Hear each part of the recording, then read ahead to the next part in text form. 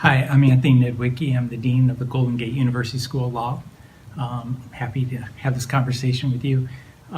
Give you a little bit of my background. I've been a law professor for over 20 years, and I've been pretty active in the gay community pretty early on in my career. I wasn't out when I was a lawyer until later on, and we can get into that details a little bit more because that's a little bit of some bad and good stories and give you some hints about good ways that HR people can actually deal with LGBTQ people in the workplace. But I became really involved because there was two issues that kind of happened. Number one, we took in a foster son. My husband and I took in a foster son early on, and we were in Florida. And the law there didn't allow people to, gay people to adopt children. And so we learned very quickly what anti-gay bias by the government really means. And so we did a lot of political work to try to get the law changed there. So we became very active at that point. But probably the biggest thing that changed our lives and helped us decide to form this group called Fight Out Loud was that we were both coming home from a trip at the airport, and we heard over the intercom, "A man who lies with a man as he would a woman shall be subject to death." And this is it's Fort Lauderdale International Airport. And we're like, "Did you hear that? What was that?" And I said, "I think I did." And then it came over again. And so we looked for police. It was about 1 o'clock in the morning. We looked for police, couldn't find anybody. So we went home and decided to call the airport the next day. So I got the runaround. They sent me to the sheriff. The sheriff said, "This is in my jurisdiction." Sent me to the airport. And finally, the manager of the airport got on the phone, told him what happened. And he goes, "So let me get this right. You're complaining because you heard a Bible verse at the airport?" I said, "Well, yeah, that should be a problem because it's a public space. But you should also be a little concerned when somebody says over a PA system at an international airport shall be subject to death." And he goes, "Well, I'm sorry for the inconvenience, sir." And that was it. And I'm like, that didn't satisfy me, you know? So I was going to wait and see what he did. And so the next day, hadn't heard from him. So I decided to call NBC and the local newspaper. And then half an hour later, NBC says, "We'd like to come over to interview you." So they did this interview with us. That evening around 10 o'clock when the news was coming on, I said, 11 o'clock, I said, "Let's switch over and see, if they did the story on us." Mm-hmm. And then it was the top story tonight, 2 gay guys at the airport get this anti-gay statement. And so this whole thing blew up into a pretty international story because Fort Lauderdale was a gay destination. And what year was this? This was 2004 or 5 maybe, wow. Somewhere in there.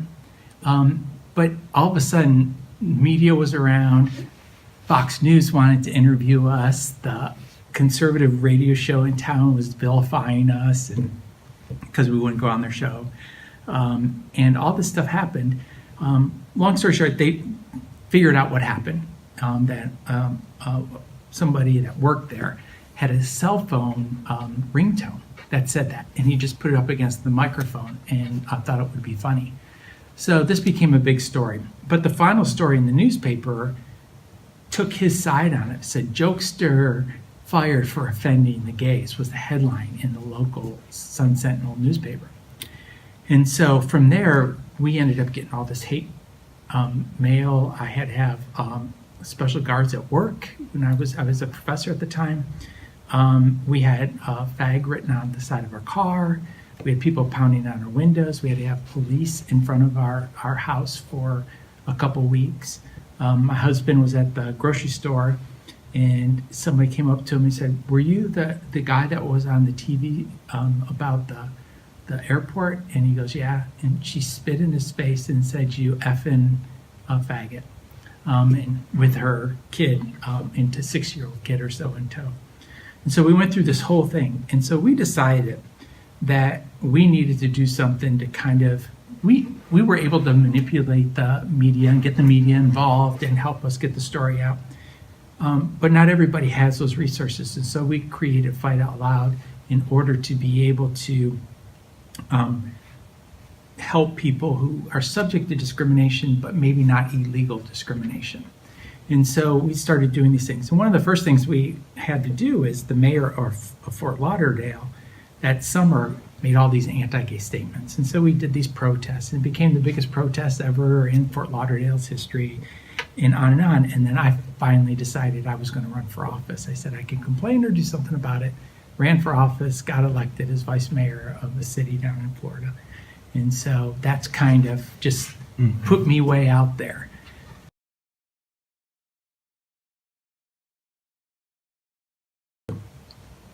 The first place I worked, and I just came out of law school, so I was very quiet.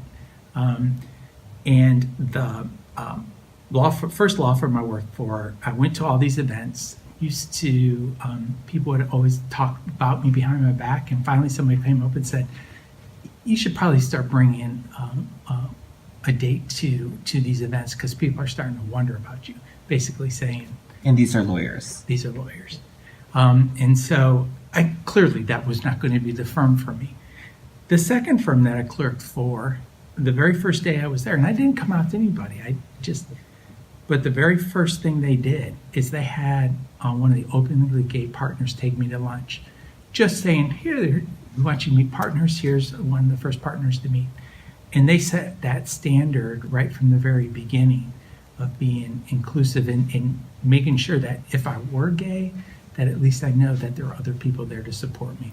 So it was like these two opposite ways of dealing with this situation. One that was, offensive, demeaning, and then the other one that was just empowering and inclusive. And I always use that as examples with my students about ways that back, and this is in the 90s, how people interacted. And so I ended up working for the firm, and that's where I went after I graduated. And it was a good decision because they were inclusive that way.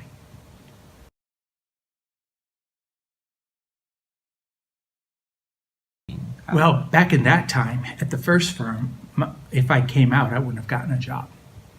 This was in Texas. There was no law there to protect me at the time, and I would not have gotten a job. And so the second firm, I felt comfortable. So it was very shortly after I worked there that summer that I did come out. And this is knowing that I didn't know if I was going to have a job or not, because this is your tryout. A 6-week internship, clerkship, and if they like you, they hire you. And so in some ways it was a risk. But I didn't want to go work for a place that wasn't going to be supportive or I didn't feel inclusive. And so they hired me, and it was a great place to be. But generally, it's been a very progressive, law schools and being in academia has been pretty progressive. Where it hasn't been progressive, I think, is towards transgender individuals. I remember I was out, and I remember that a trans person applied to be a professor in a job at another school I was at. And I remember hearing professors saying, "How are the students going to treat her? What are they going to do to her?" And I'm like, you could have said that about me, 5-10 years ago. It's like, if the person can do the job and teach, let the bigots stand out and have, in a university, and let the person make the decision if that's the place they need to be or not.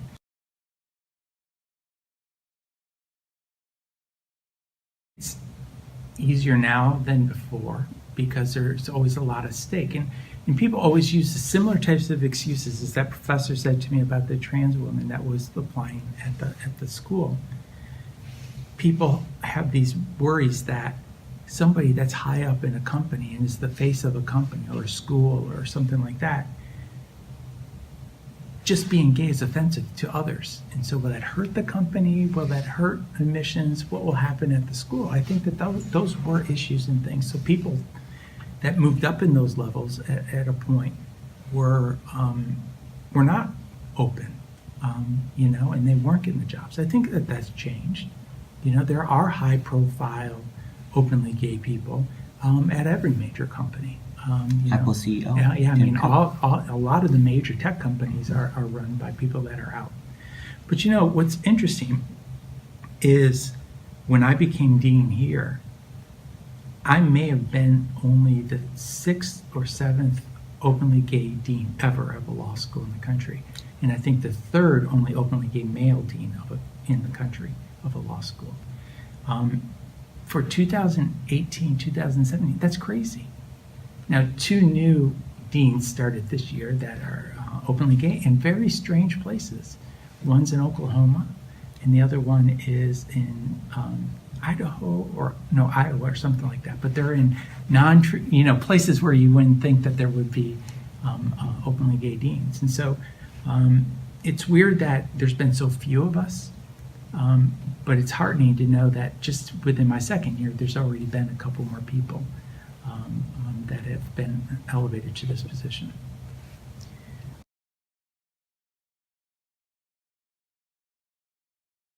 Yeah, in some ways, it's really advanced gay rights, the marriage cases and how marriage went. I mean, just in the workplace itself, things dramatically changed.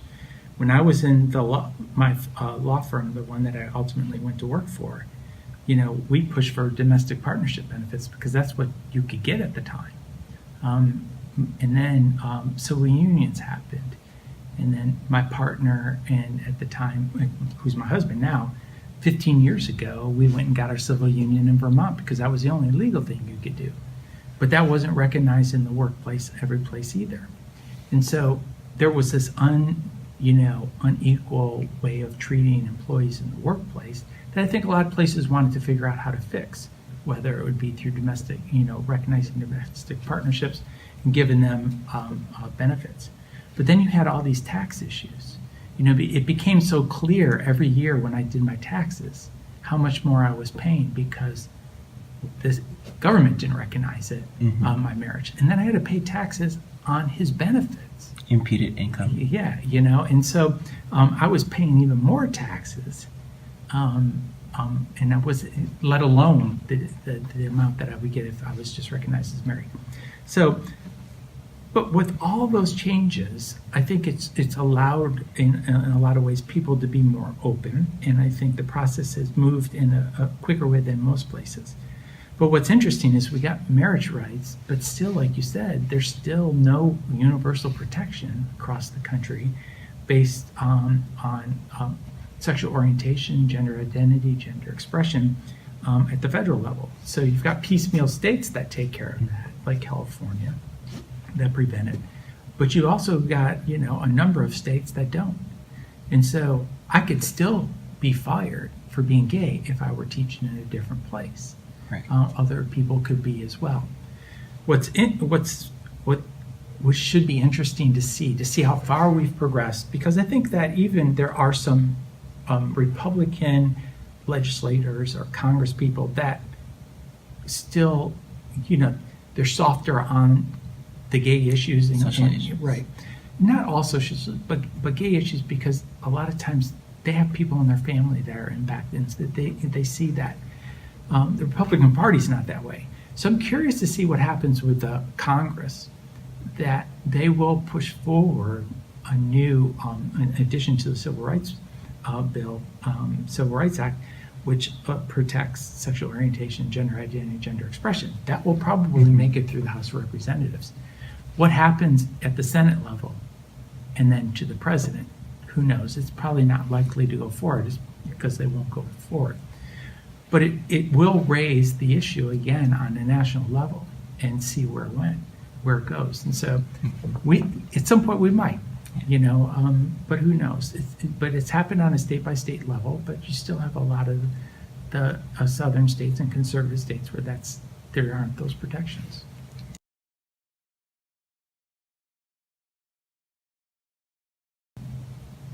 Because these rights can be taken away. What's a little bit scary as a lawyer and a constitutional law person is what's been granted to us through the courts can be taken away from us through the courts.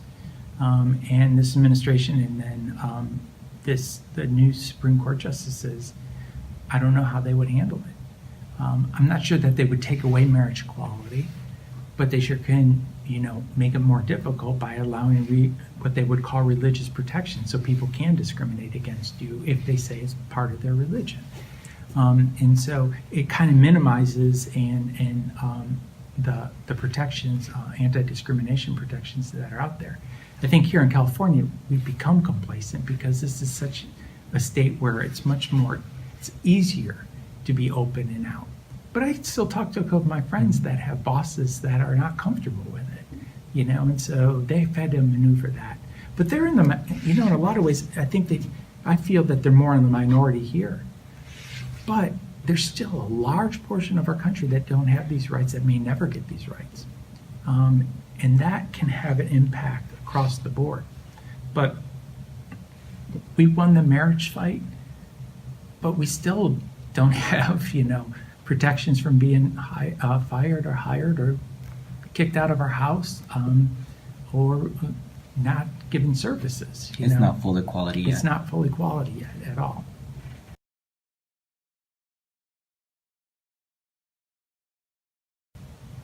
It just makes it so much easier, because you can just do your job.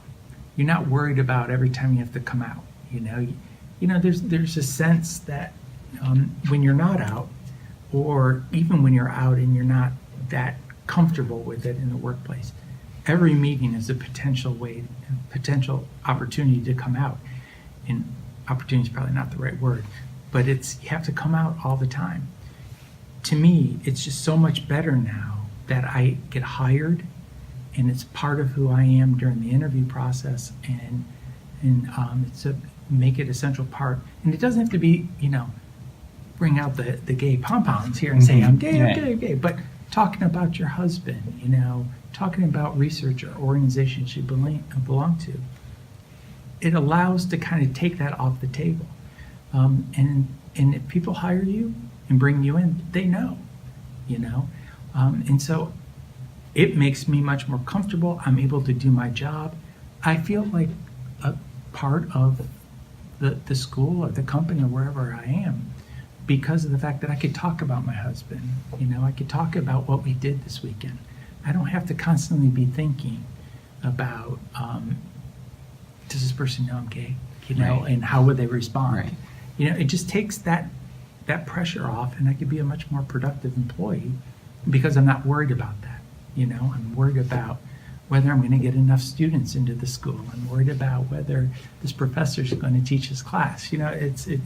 It allows me to do my job without having this extra layer of issues and concerns.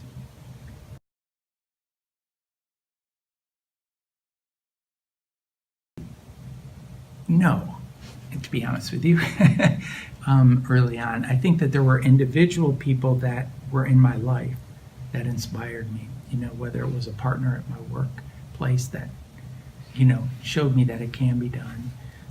There weren't a lot of public figures that were openly gay, in the 90s when my career started. And it was even more interesting now that I can even go back a little bit further. I was a high school math teacher before I went to law school, and it was in North Carolina.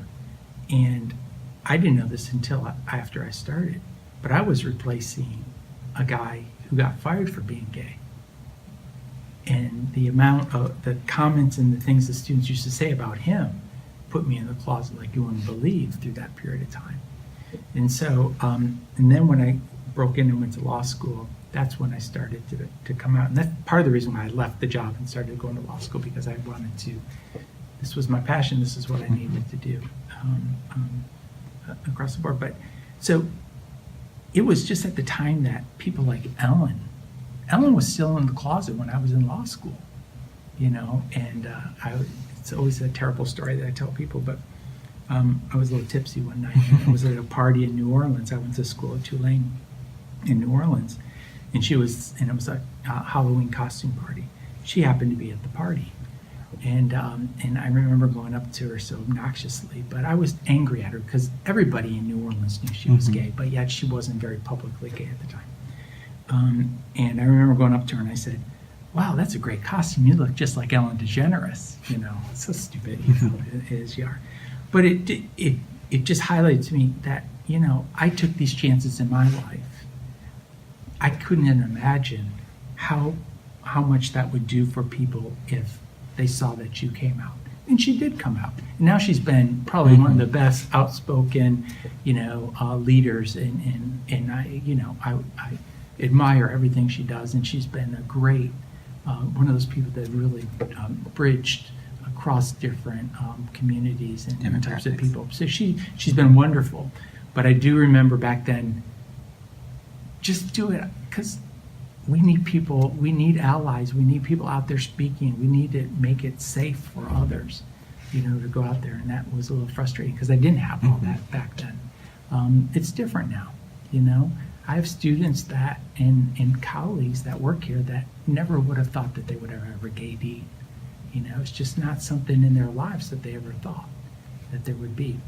And so it's important for me to be open and proud and out, so people who are coming up behind me can do the exact same thing, because there have been people later in life that have already paved that way, and I need to continue. I feel that's my job and duty to do.